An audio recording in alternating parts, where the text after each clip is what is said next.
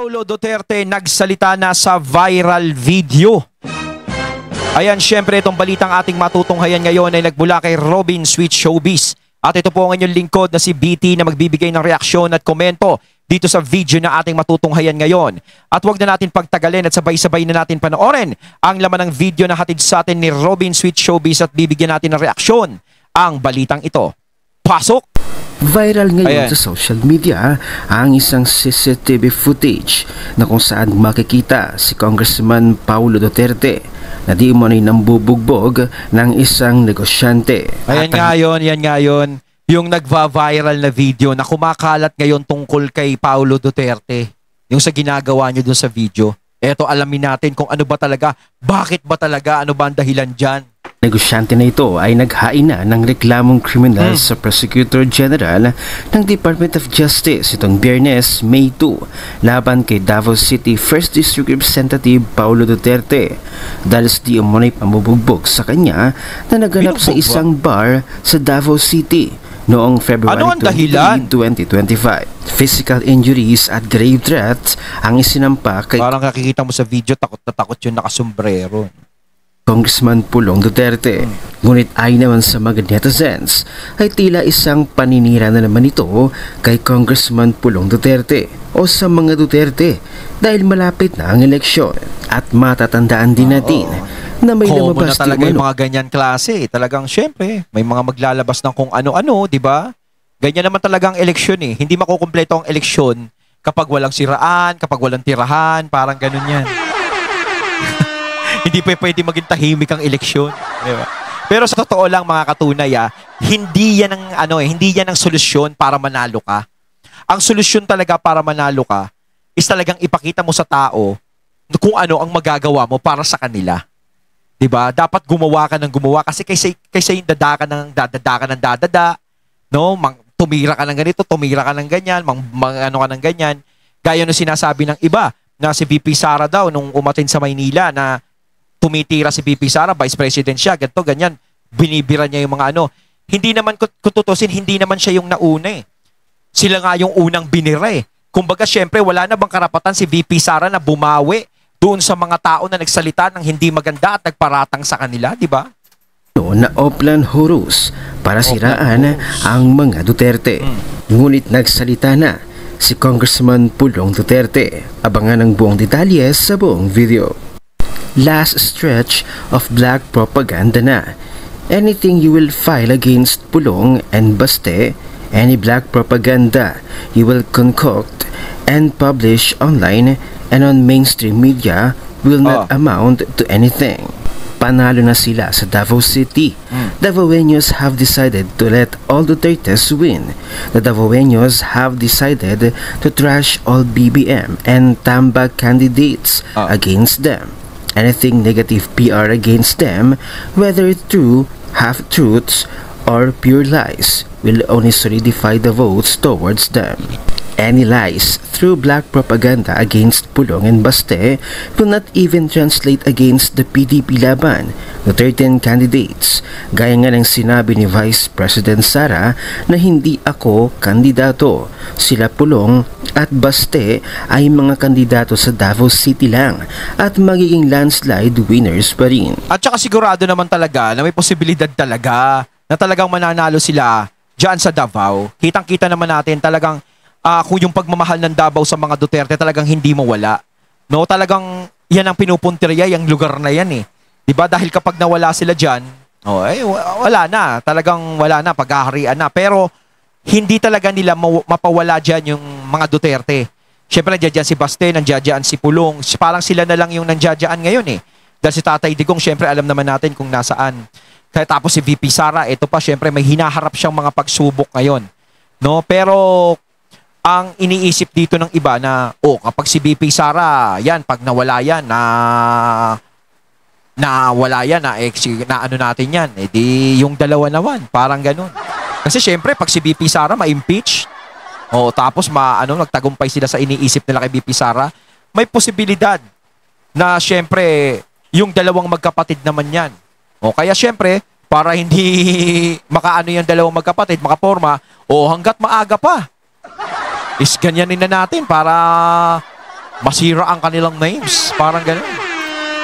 It is too late to consider even the thought of disqualifying them, lest you want a revolution in the streets of Davao and spark a bigger one in the rest of the country. Pero mga bobo naman kayo, so hayaan namin kayo sa trip-trip ninyo dyan sa palasyo at sa mga kubol ng mga pabibong mga galamay ninyo na sila din naman na nagpapahamak sa inyo. Go lang po, mga Davaoenyo, kumbati. Iboto ang lahat ng Duterte. Walang iba. Walang atrasan, walang takutan.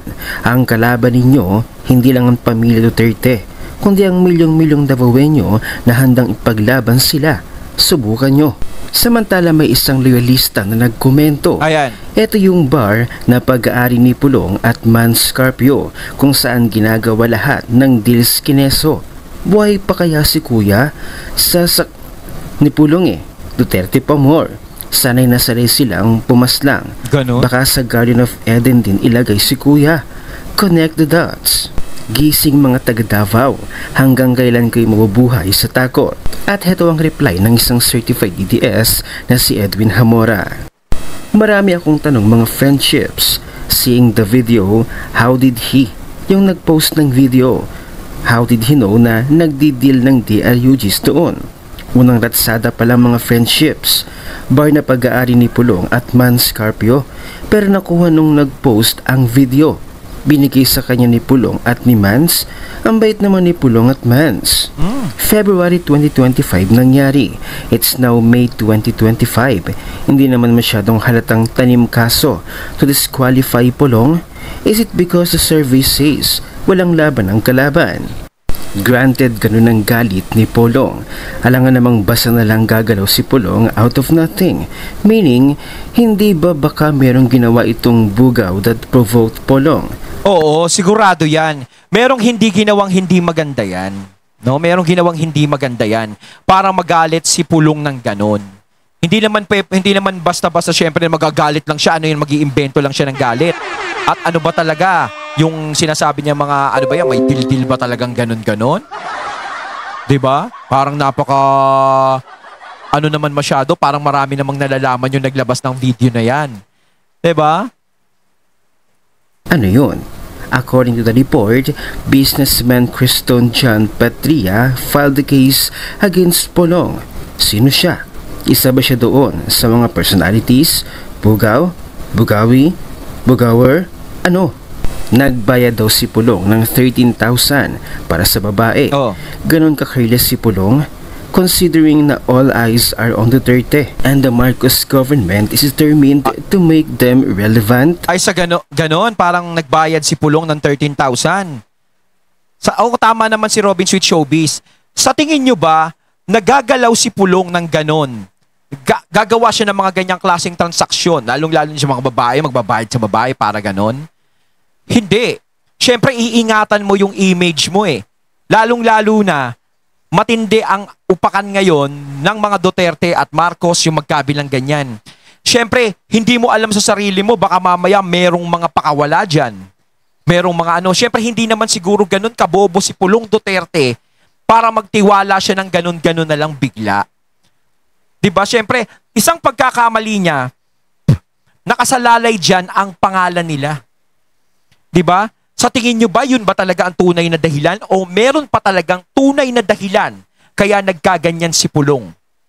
Diba? Kasi hindi naman magsisindi ang isang kandila kung hindi mo to sisindihan.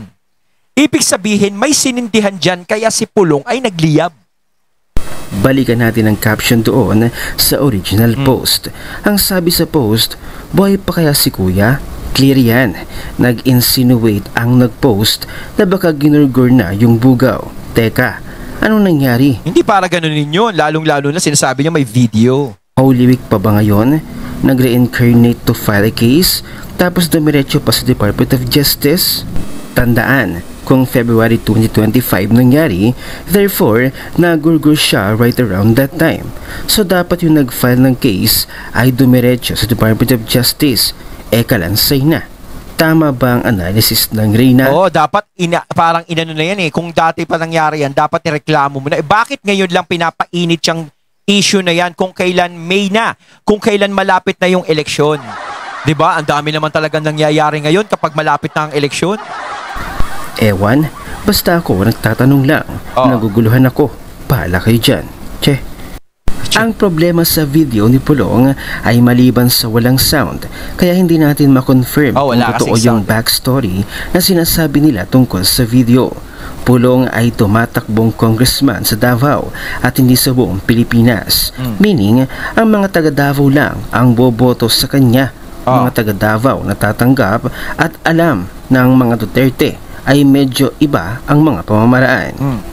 Without confirmed context sa video ni Pulong, kung ang issue lang ay pananakit, nakita natin minor lang naman. Kinaka-proud nga ng mga taga Davao ng pagpapakain ni PRRD ng upos na sigarilyo yung lumabag sa ordinansa nila at panununtok ni Inday ng sheriff. Sa tingin ninyo, issue sa kanila yan? Samantala narito na ang buong statement. Sigurado yan, hindi lang yun. Hindi yun ang tunay na issue kaya nagkaganon si Pulong dyan. Hindi natin alam ang tunay na issue talaga. 'Di ba? Hindi naman siguro pagtitripan lang ni Pulong yan. Ni Congressman Pulong Duterte patungkol sa kumakalat na video. Panoorin natin. Sa akong mga kaigsunan Davaoenyo, karon nakakita na po ng video, dugay-dugay na nahitabo. Sige lang, inyo hagyapong desisyon kung kinsa inyong botohon sa inyong pagka-congressman sa unang distrito. Di ko magbuot o niya giingnan po ko sa abogado kay hantod karon ila pang i-authenticate kung asa gikan ang video. So kay murag nauna man og file ana sa amot sa IDG ba. Nauna file sa CIDG ang testimony, ang affidavit sa social media o sa piskal. So di ko kara himo og statement ana kay wala pa may kadawat og dokumento na gipailan ko kaso. Daghang salamat sa kanunay niyong suporta sa kuha og sa ako. Okay, kanyo sinasabi ni Pulong, no? Bahala kayo kung gusto niyo reklamo kayo diyan sa video na yan. Hindi niya dinidepensa yung sarili niya, hindi siya masyado nagiging defensive. 'Di ba? Kumbaga, kayo na ang mag-isip sa kung anong dapat yung isipin. Kung lalagyan nyo ba ng masama o kulay yung video na yun o hindi, bahala na kayo. Parang ganyan. Oo nga naman, ano? Ang kanilang video na nakita patungkol kay Congressman Pulong Duterte ay tila hindi na bago sa mga Duterte. Dahil nakita na natin si Vice President Sara noon na nanapak ng isang sheriff. Talagang gano'n naman talaga sila eh. No, talagang ganun sila. Yung mga Duterte, doon talaga sila isa sa mga nakilala. No? Kasi ito, ginagawa nila ng kulay ito eh. Itong video na to, ginagawa nila ng issue yan eh. 'Di ba? Ngayon, syempre, kung ano ikasisira ni Pulong, syempre lalagyan ng issue yan. Baka ganito, ganto, ganyan, ganyan. 'Di ba? Para masira siya. Kumbaga, kahit siguro yung nagsasabi nun, hindi niya naman alam yung tunay na katotohanan at gagawa lang ng ganun para masira si Pulong. Pero sa tingin ko, hindi yun ang dahilan. Kung ano man ang sinasabi dyan na dahilan na sinasabi nila laban kay Pulong, hindi yun ang tunay na dahilan.